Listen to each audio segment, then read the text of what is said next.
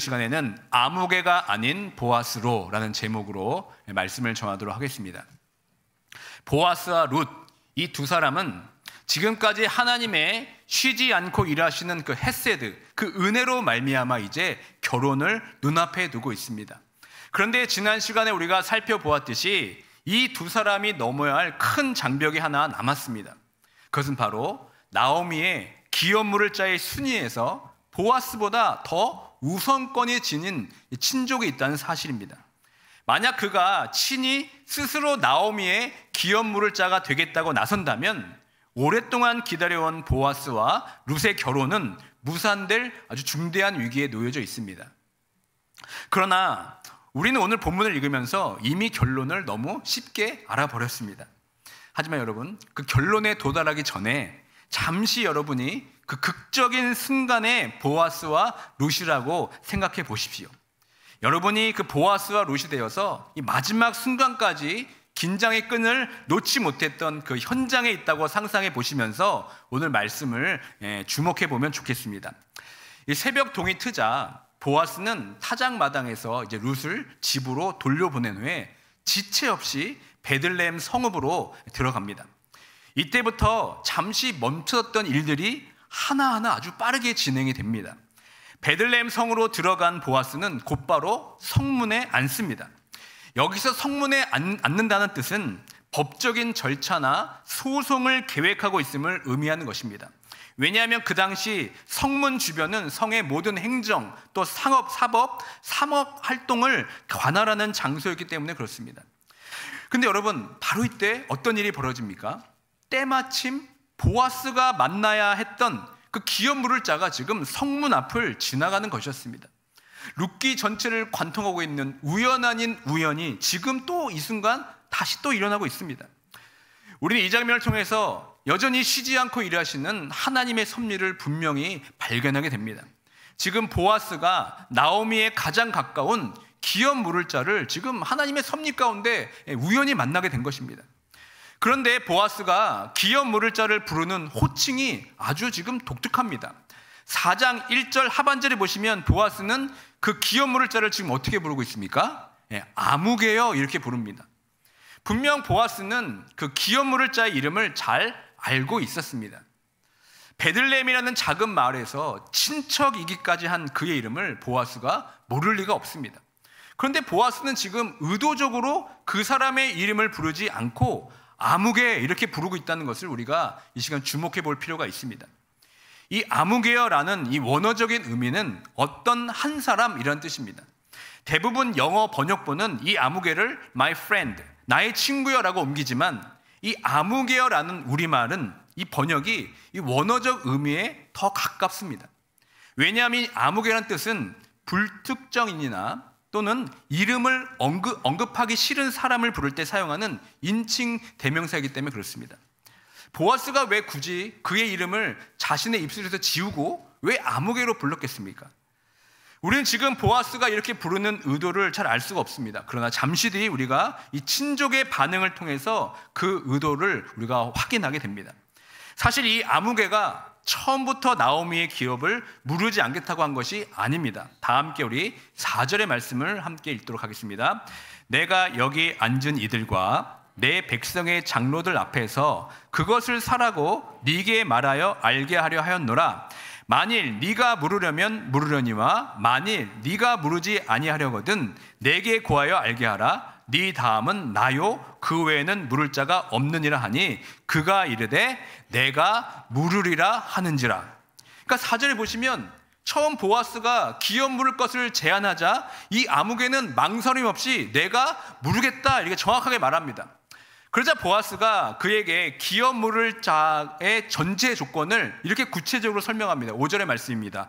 보아스가 이르되 네가 나오미의 손에서 그 밭을 사는 날에 곧 죽은 자의 아내 모압 여인 룻에게 사서 그 죽은 자의 기업을 그의 이름으로 세워야 할지니라 하니. 그러니까 이 말은 어떤 말입니까? 당신이 그 밭을 살 경우 모압 여자 룻과 결혼해서 죽은 자의 기업을 세워줄 자식을 낳아 주어야 합니다 라는 뜻이 됩니다. 그러자 여러분, 갑자기 이 아무개가 어떻게 반응합니까? 6절에 보시면 그의 태도가 완전히 돌변합니다. 우리 6절의 말씀 함께 읽겠습니다. 그 기업 물을 자가 이르되 나는 내 기업에 손해가 있을까 하여 나를 위하여 물으지 못하노니 내가 물을 것을 네가 물으라. 나는 물으지 못하겠노라 하는지라. 그러니까 이 말은 어떤 말입니까? 그렇다면 죄송한데 나는 그 밭을 살 수가 없습니다. 그렇게 하다가는 내 재산만 축나지 않겠습니까? 나는 사지 않을 테니까 보아스 당신이 그 밭을 사십시오. 나는 물으지 못하겠습니다. 지금 이렇게 말하는 겁니다. 왜 지금 아무개는 태도를 갑자기 바꿨습니까? 지금 계산기를 두드려 보니까 수지타산이 안 맞는 겁니다. 그는 지금 털끝만큼도 손해볼 그 마음이 없습니다. 사실 이 아무개는 나오미가 베들레헴에 온 것을 모를 리가 없었습니다. 그러나 지금까지 어떤 도움도 주지 않았습니다. 그는 기업 물을 자가 되어서 룻과 결혼할 경우 얻는 것보다 잃는 것이 더 많다고 깨달았습니다. 왜냐하면 기업 무릎의 율법상 그들이 낳은 아들은 법적으로 죽은 말론의 아들이 되기 때문에 그렇습니다. 즉 자신의 돈으로 산 밭을 자신의 후손에게 상속할 수가 없고 밭의 수입마저 룻과 그 아들을 부양하는데 힘써야 한다는 그 엄청난 재산 손해라고 판단이 되었습니다. 더욱이 아무개는 더 치밀한 계산을 했던 것 같습니다. 만약 나오미를 모른 척 내버려 두면 나이가 들어서 곧 죽게 될 것이고, 그러면 나오미 남편 엘리멜렉의 땅은 자동적으로 자신에게 오기 때문에 지금 굳이 기업 물을 자가 될 필요가 없다고 생각한 겁니다. 시간이 지나서 자연스럽게 땅을 차지할 수 있으리라 계산했는데 보아스가 지금 성문 앞에서 10명의 장로들과 함께 이 문제를 공식적으로 제기한 것입니다. 그러니까 이제는 그는 결정을 내려야 했습니다. 그리고 그의 대답은 기업 물을 자의 권한 포기 선언을 합니다. 그는 손해볼 짓은 하지 않기로 결정합니다. 친족과 땅과 그 이름을 보존해야 할 그 헤세드의 베풀기를 결국 거절하게 된 것입니다. 그런데 하나님께서 정하신 율법에 따르면 기업 물을 자는 자신의 손해를 감수하더라도 약한 친족을 도와야 할 사명이 있습니다. 하지만 아무개는 신발을 벗는 행위로 공식적인 포기를 선언합니다. 이 행위는 당시 사회에서 대단히 수치스러운 일이었습니다. 이 일은 하나님의 율법을 어기고 자비를 베풀지 않는 사람으로 낙인 찍히는 결과였기 때문에 그렇습니다. 그럼에도 불구하고 이 아무개는 자신에게 손해가 된다는 이유만으로 그 모든 창피와 수치를 무릅쓰고 권리를 포기했습니다. 그 결과 그의 이름은 보아스는 물론 모든 사람에게서 잊히고 맙니다. 이는 하나님께서 그의 이름을 의도적으로 기억하지 않겠다는 그 선언과도 같은 겁니다. 놀랍게도 아무개는 나오미의 가장 가까운 친족으로서 구원 역사에 참여할 그 이름의 기회를 가졌던 사람이었습니다. 그러나 성경은 이후로부터 그의 고유한 이름을 단 한 번도 언급하고 있지 않습니다. 사랑하는 여러분, 이름을 부른다는 것은 우리에게 어떤 의미입니까? 이름 안에는 여러분 그 사람의 성품과 인격, 그 존재에 대한 모든 데이터가 담겨져 있습니다. 누군가 이름을 떠올리면은 그 이름을 통하여서 그 사람에 대한 모든 정보들이 자동적으로 연결되면서 그 사람이 누구인지를 우리가 알게 됩니다. 이름은 곧 그 사람의 존재입니다. 그렇다면 반대로 누군가의 이름을 의도적으로 우리가 부르지 않는 행위는 어떤 의미가 됩니까? 사실 이름을 부르지 않는 것은 상대방의 존재를 부정하거나 무시하는 아주 노골적인 방법입니다. 그리고 이런 일은 실제 우리 삶에서도 빈번히 발생하고 있습니다. 예를 들면 직장이나 공동체에서 마음에 들지 않는 사람을 향해 우리가 어떻게 부릅니까? 이름을 분명히 알고 있음에도 불구하고 저 사람 혹은 그 사람이라고 지칭하면서 의도적으로 자신의 입에 그 사람 이름을 올리지를 않습니다. 이것은 우리가 그 사람을 같은 인격체로 대우하기를 거부하고 단지 무시해도 될 대상으로 선긋게 하려는 마음이 있는 것입니다.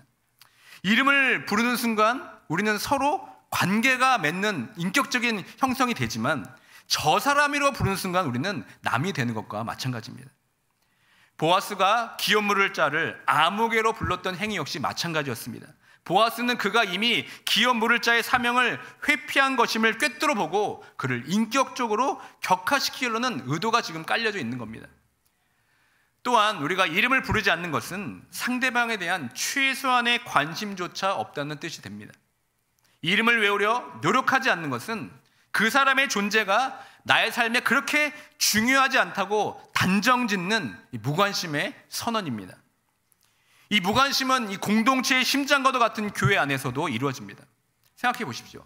10년, 20년 혹은 40년 함께 교회에서 신앙생활을 했지만 여전히 옆자리의 성도님의 이름을 모르는 경우가 여러분 얼마나 많습니까?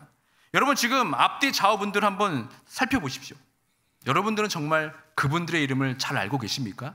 정말 그분에게 다가가서 당신의 이름이 무엇입니까? 라고 물어본 적이 있으십니까? 우리는 그저 집사님, 권사님, 장로님이라는 직분만 부를 뿐 고유한 이름에 대해서 외우려 하고 하지 않습니다. 이것은 그분들을 그리스도 안에 나의 형제, 나의 자매로 만나는 대신에 그저 교회 운영에 필요한 역할이나 기능만으로 규정해 버린 것입니다.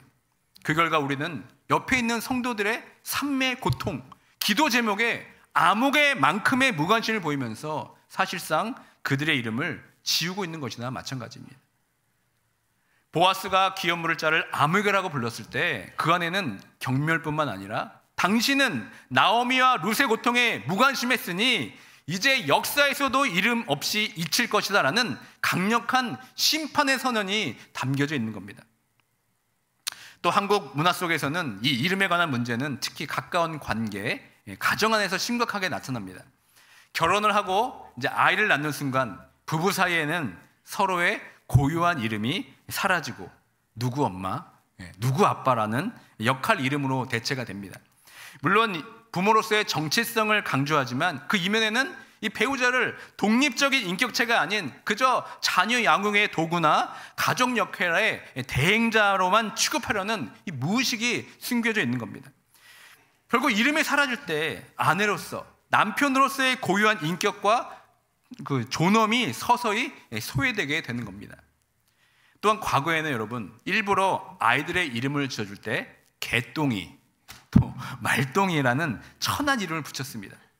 지금은 그렇게 이름을 붙이는 분들이 없어서 어떻게 보면 아주 이 이름들이 정감이 가고 향수가 있는 낭만적인 이름이지만 어떻게 애 이름에 똥을 갖다 붙일 수가 있겠습니까? 그냥 똥도 아니고 개, 말의 똥이라고 붙이는 것은 참으로 모욕적이지 않습니까? 하지만 이는 그 당시 악귀를 쫓으려했던 문화적 관습 때문에 이렇게 이름을 지었다고 합니다. 개똥, 말똥처럼 천한 짐승의 배설물이나 또는 돌쇠, 마당새 같은 천한 직업이나 그 사물을 뜻하는 이름을 통해서 그 사람의 존엄성을 낮추어 악귀의 관심에서 멀리하려는 그 생존을 위한 방어 기제로 그렇게 이름을 지었다고 합니다. 허나 이렇게 무심코 부르는 경멸적인 별명이나 조롱 섞인 호칭은 상대방의 존엄성을 훼손하게 되는 것입니다. 특별히 우리가 이민사회를 살아가면서 우리에게 이름이 묻혀지는 아픔이 얼마나 큽니까? 스타벅스 커피숍의 설문조사에 보면은 일하는 사람이 당신의 이름을 알려고 하는가라는 질문이 꼭 포함되어 있습니다. 고객의 이름을 부르는 행위는 고객을 어떤 일회적인 소비자가 아니라 존중받아야 할 인격체로 대하겠다는 기업의 정책 때문에 그렇습니다. 하물며 기업의 정책도 그런데 우리의 이민 현실은 어떻습니까? 우리는 우리의 이름을 제대로 불리지 못하는 현실에 살고 있습니다. 미국 사회에서 한국 사람의 이름을 발음하기 어렵다는 핑계도 있지만 사실 주류 사회에서 그 이민자에 대한 무관심이야말로 더 큰 이유가 되지 않겠습니까? 우리의 정체성과 이름은 이 미국 사회에서 그림자처럼 희미해지고 있습니다. 세상의 시스템 속에서 자신의 이름이 잊히고 소외될 때 우리는 큰 존재적 아픔을 겪게 됩니다. 하물며 우리가 영적인 공동체인 교회 안에서 서로의 이름을 잊고 그저 아무개처럼 대할 때 이 하나님 앞에서 우리 자신이 이름 없는 자가 될 위험은 얼마나 크겠습니까? 여러분, 아무개는 보아스에게 있어서 이름을 부르기 싫은 경쟁자가 아니라 이 헤세드의 책임을 회피할 자에 대한 예언적인 호칭이었습니다. 하나님의 구속사역에 동참할 기회를 스스로 포기하고 익명 속으로 사라질 사람을 보아스는 아무개라고 규정한 것입니다. 성경에서는 이름은 단순한 호칭을 넘어서 사람의 존재, 운명, 그리고 하나님과의 관계를 압축적으로 담고 있는 신학적인 선언입니다. 특별히 구약 성경에서 이름은 그 사람이 살아가야 할 삶의 목적이나 하나님의 계획을 담고 있는 경우가 많이 있습니다. 하나님은 인간에게 새로운 이름을 주심으로써 그들의 운명을 근본적으로 바꿔주십니다. 아브라함의 원래 이름은 아브람입니다. 그 뜻은 고귀한 아버지의 뜻이었지만 하나님은 그를 아브라함, 열국의 아버지라고 바꾸어 주셨습니다. 아브라함이라는 새 이름은 그 개인의 존재를 넘어서 온 민족의 근원이 될 거라는 사명과 언약을 담고 있습니다. 또 야곱의 이름은 어떻습니까? 야곱의 이름은 이스라엘이라고 새롭게 하나님께서 지어주십니다. 야곱이 야복 강가에서 하나님과 씨름한 후 얻은 이름입니다. 이스라엘은 하나님과 겨루어 이겼다는 뜻을 가지며 그의 남은 생애와 그 후손들이 하나님께 속한 백성으로 살아가야 할 정체성을 부여받은 것입니다. 즉 성경에서 이름은 너는 누구인가를 넘어서서 너는 이제부터 무엇을 할 사람인가를 규정하는 하나님의 부르심입니다. 이러한 관점으로 볼 때 이름이 지워지거나 그 이름이 무시당하는 것은 이 존재의 경멸을 넘어서 하나님의 그 구속 사역에서 배제되는 것을 의미하는 것입니다. 보아스의 친족은 오늘 본문에서 이름이 마지막 기록될 그 기회를 얻었습니다. 만약 그가 기업물을 자의 책임을 다했다면 그의 이름은 어떻게 됩니까? 예수 그리스도의 그 족보에 간접적으로 연관되는 영광을 얻게 될 것입니다. 그러나 그는 재산이라는 이익을 택하고 책임이라는 희생을 거부했습니다. 그 결과 성경은 그의 이름을 아무개라고 기억하고 역사 속에서 지워버린 것입니다. 그는 사명과 예언이 없는 익명의 그림자로 남게 되었습니다. 보아스가 그 친족을 아무개로 부르는 것은 그의 존재 자체를 지금 무시하는 선언이 됩니다. 아니 그 사람의 이름을 기억도 할 필요가 없다고 지금 말하는 것입니다. 다시 말해 하나님께서 그 사람을 기억하지 않겠다고 선언하시는 것입니다. 반면 보아스는 어떻습니까? 가장 가까운 기업 물을 자 아무개가 재산 손해라는 이기심으로 신발을 벗고 포기했을 때 보아스는 기꺼이 기업 물을 자로 나섭니다. 그는 성문 앞 10명의 장로 앞에서 자신이 나오미와 룻을 위해 할 일을 구체적으로 이렇게 선언합니다. 9절부터 10절의 말씀 함께 읽겠습니다. 보아스가 장로들과 모든 백성에게 이르되 내가 엘리멜렉과 기리온과 말론에게 있던 모든 것을 나오미의 손에서 산 일에 너희가 오늘 증인이 되었고 또 말론의 아내 모압 여인 룻을 사서 나의 아내로 맞이하고 그 죽은 자의 기업을 그의 이름으로 세워 그의 이름이 그의 형제 중과 그곳 성문에서 끊어지지 아니하매 너희가 오늘 증인이 되었느니라 하니. 지금 보아스는 엘리멜렉의 일가에 속한 모든 사람의 이름을 하나하나 언급하면서 그들의 기업을 물을 것을 선포하고 있습니다. 그리고 결정적으로 증인들 앞에서 모압 여인 룻과 결혼할 것을 당당하게 선포하고 있습니다. 오늘 본문은 보아스와 아무개를 지금 노골적으로 비교해서 우리에게 보여주고 있습니다.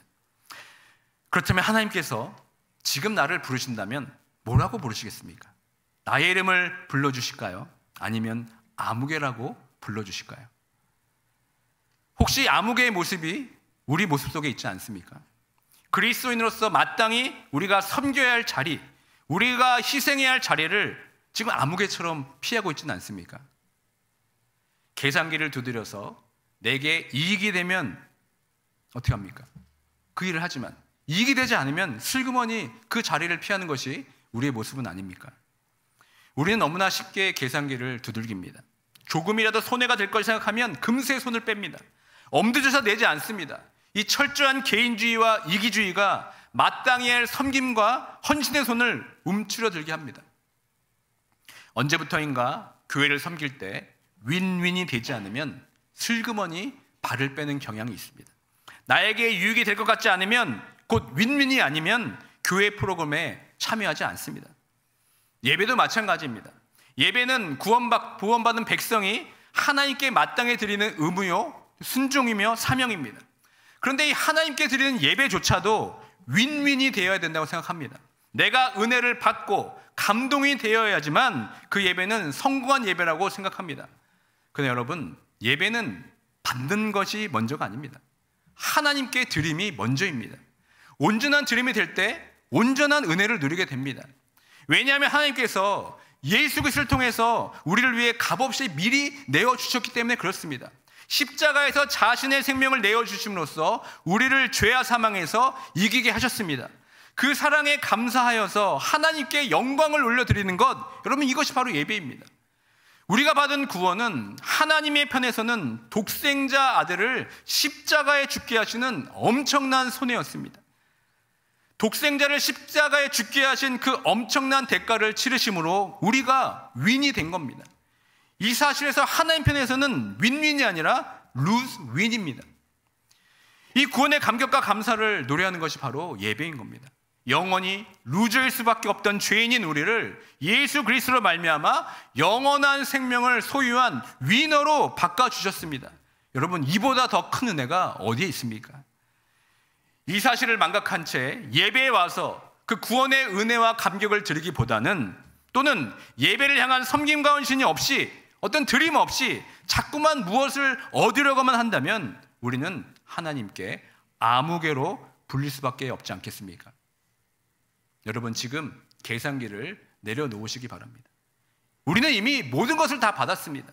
이제는 그 은혜를 나만 소유하지 말고 내가 받은 은혜대로 예수 그리스도께서 우리를 섬기고 희생한 것처럼 우리도 도움이 필요한 이웃들에게 아낌없이 또 남김없이 내가 가진 것을 나눠줄 수 있어야 되지 않겠습니까? 그럴 때 하나님께서 우리의 이름을, 빛도 없고 이름도 없는 우리를 아무개로 불러주시는 것이 아니라 우리의 이름을 정확하게 기억하시고 우리의 이름을 정확하게 또렷이 불러주시게 될 줄 믿습니다. 교회 역시도 마찬가지입니다. 우리는 그리스도의 피로 묶인 한 가족 공동체입니다. 서로 연약함이나 부족함을 보고 약하고 소외된 사람들에게 관심과 구체적인 섬김을 해야 됩니다. 그리고 지역 사회를 위해서도 보아스에 베푼 그 헷세대의 사랑을 펼쳐내야 합니다. 만약 교회가 자꾸 계산기를 두드리고 이익과 손해를 생각하며 마땅히 해야 할 섬김을 하지 않고 움츠려 든다면 교회는 하나님께 이름도 없는 아무개 교회로 기억되게 될 것입니다. 오늘 말씀은 단순히 구약의 옛 이야기가 아닙니다. 신약 성경에서 예수님은 우리에게 이렇게 경고하십니다. 마태복음 7장 21절의 말씀을 제가 대신 읽어드립니다. 나더러 주여 주여 하는 자마다 다 천국에 들어갈 것이 아니요 다만 하늘에 계신 내 아버지의 뜻대로 행하는 자라야 들어가리라. 우리가 입술로만 주여 주여 하는 고백하는 것은 마치 나오미의 밭이 이익이 될 것 같아서 내가 모르겠다고 외쳤던 아무개와 같은 겁니다. 그러나 하늘 아버지의 뜻을 행하는 것은 무엇입니까? 손해를 감수하고 그 헷세들을 실천하는 것이 바로 보아스의 참된 행동이 아니겠습니까? 아무개는 입으로는 친족의 책임을 알았지만 행동으로는 이익만을 생각하면서 계산하면서 하나님의 뜻을 저버립니다. 그는 이름만 가진 채 예수님 당시에 주여 주여 하는 것처럼 실제적인 사명을 포기한 것이나 마찬가지입니다.